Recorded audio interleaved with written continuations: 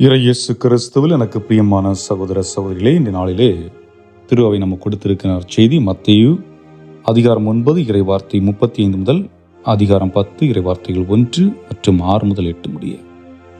இந்த பகுதியிலே இயேசு மக்கள் கூட்டத்தை பார்த்து பரிவு கொள்ளுகின்ற நிகழ்வை பார்க்கின்றோம். இன்றைய உலகிலே பரிவு கொள்ளுகின்ற தேவை இருக்கிறதா என்றால் நிச்சயமாக இருக்கிறது.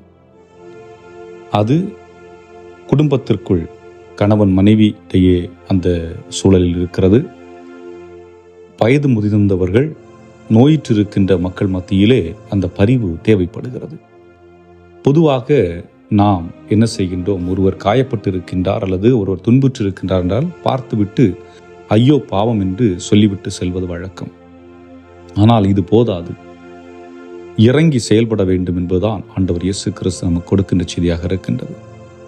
அன்புக்குரியவர்களே, ஒரு முறை வீடு சந்திக்க செல்லுகின்ற பொழுது ஒரு இல்லத்திலே ஒரு மனிதர் இருந்தார். நான் அந்த இல்லத்திற்கு சென்று பேச ஆரம்பித்தேன், அவரும் பேச ஆரம்பித்தார். அதற்கு பிறகு ஒரு கட்டத்திலே நான் செவி கொடுக்க ஆரம்பித்தேன். அதாவது செவி கொடுப்பது என்பது அவருடைய பிரச்சனைகளை அல்லது அவருடைய கேரக்டர், பிஹேவியர் இவற்றை தீர்ப்பிடுவதல்ல, மாறாக அவருக்கு செவி கொடுப்பது, தீர்ப்பிடாமல் செவி கொடுப்பது. அதுபோன்று நான் அவருக்கு செவி கொடுக்க ஆரம்பித்தேன். அவர் பேசி முடித்த பின்பு பல மணி நேரம், நாங்கள் ஒரு மணி நேரத்துக்கிட்ட பேசியிருப்போம், செவி கொடுத்து கொண்டிருந்தேன். தொடக்கத்திலே இறுகிய முகத்தோடு இருந்தவர். ஏதோ வந்தியா போனியா அப்படிங்கிற மனநிலையோடு என்னை பார்த்தவர். ஆனால் அவருக்கு நான் பேசுவதற்கு அல்ல செவி கொடுப்பதற்கு நேரத்தை ஒதுக்குகின்ற பொழுது அந்த மனிதருடைய முகம் மகிழ்ச்சி நிறைந்த ஒரு முகமாக, புன்னகை புரிகின்ற ஒரு முகமாக மாறுவதை நான் பார்த்தேன். இறுதியாக அவர் சொன்னார், ஃபாதர், நேரம் கிடைக்கும் பொழுது வந்துட்டு போங்க, 2 வார்த்தை சேர்ந்து பேசலாம் அப்படின்னு சொன்னார். இதுதான் அன்புக்குரியவர்களே, இன்று நாம் பரிவு என்று காட்டக்கூடிய ஒன்றாக இருக்கிறது.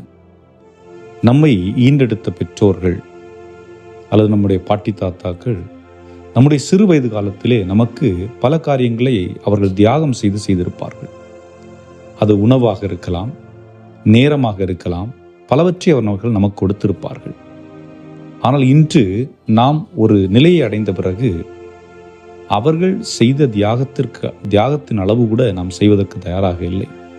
ஆனால் பல நேரங்களிலே அவர்களை உதாசீனப்படுத்தி விட்டு, அவர்களுக்கு செவி கொடுப்பதை விட்டுவிட்டு, அவர்களோடு உடனிருப்பதை விட்டுவிட்டு, அவர்களோடு நேரம் கொடுப்பதை விட்டுவிட்டு அவர்களை தனிமைப்படுத்துகின்றோம். இதனால் அவர்கள் மனதளவில் பாதிக்கப்பட்டு கொண்டிருக்கின்றார்கள் என்பதுதான் உண்மையாக இருக்கின்றது.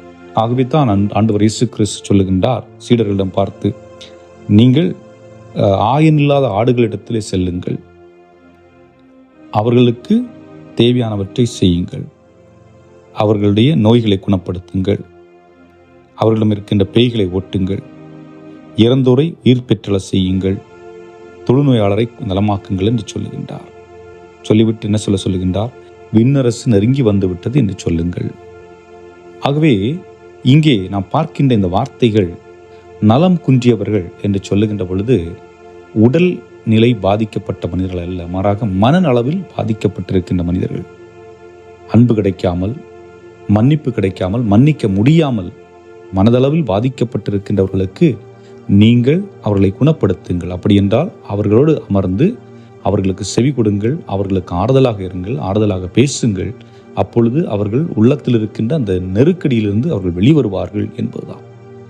இறந்தோரை உயிர் பெற்றலச் செய்யுங்கள். இவர்களும் இனி வாழ்ந்து என்ன பிரயோஜனம், எல்லாமே கைவிட்டு போயிடுச்சு, உறவு இல்லை, கணவன் இல்லை, மனைவி இல்லை, பெற்றோர் இல்லை, பிள்ளைகள் இல்லை, நண்பர்கள் இல்லை, எதுவும் இல்லை என்று விரக்தியில் வாடிக்கொண்டிருக்கின்ற மக்களுக்கு நீங்கள் புத்துயிர் கொடுங்கள், அவர்கள் மீண்டும் வாழ்வதற்கான ஆற்றல்களை, சக்தியை கொடுங்கள் என்று அவர்களை அனுப்புகின்றார். தொழுநோயாளரை நலமாக்குங்கள் என்று சொல்லுகின்றார். தொழுநோய் என்று சொல்லுகின்ற பொழுது ஒரு குறிப்பிட்ட வியாதி, ஒரு வியாதி தொற்று வியாதியாக மாறிக்கொண்டிருக்கிறது. பல நேரங்களிலே ஒரு விடயத்தை நாம் தெரிந்து கொண்டால் அதில் என்ன இருக்கிறது என்று மாற்றங்கள் உருவாகும். அதாவது தெரியாமல் இருக்கின்றவரை அறியாமல் வாழுகிறோம்.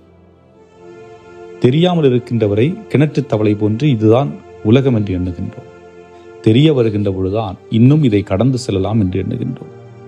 தொழுநோயும் அதுபோன்றுதான், ஒரு தொற்று நோய். நாம் ஒன்றை பிடித்து கொண்டிருக்கின்றோம் என்றால் அதுதான் உண்மை என்று பிடித்து கொண்டிருப்போம், உண்மை தெரியாமல். அவர்களுக்கு உண்மையை எடுத்துக் கூறுங்கள் என்று சொல்லுகின்றார். பேய்களை ஓட்டுங்கள் என்று சொல்லுகின்றார். பேய்கள் நம்முடைய சிந்தனைகள் தான்.